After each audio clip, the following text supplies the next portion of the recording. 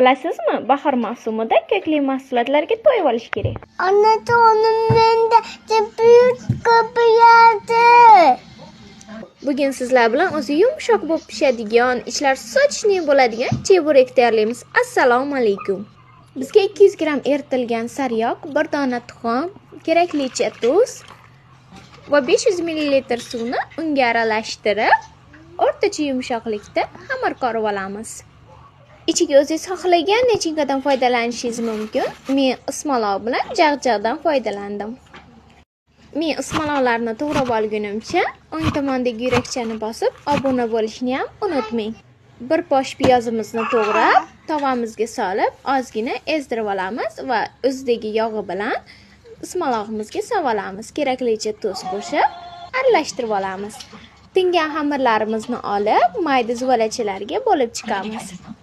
Juda ham barakali chiqadi, farzandlari ko'p bo'lgan katta oilalarga juda ham mos keladi. Zuvalachalarimizni o'rtacha qalinlikda yoyib, yarmiga ko'katlarimizni solib, xuddi shunaqa cheklarini ezib chiqamiz, yopishtirib chiqamiz.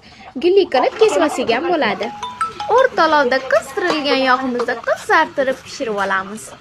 Bolajonlarimizga bunaqa chebureklarimiz juda ham yoqadi. Siz ham tayyorlab ko'ring. Buni o'zini maxsus sousi borligini bilarmidingiz? Kommentariyaga yozib qoldiraman.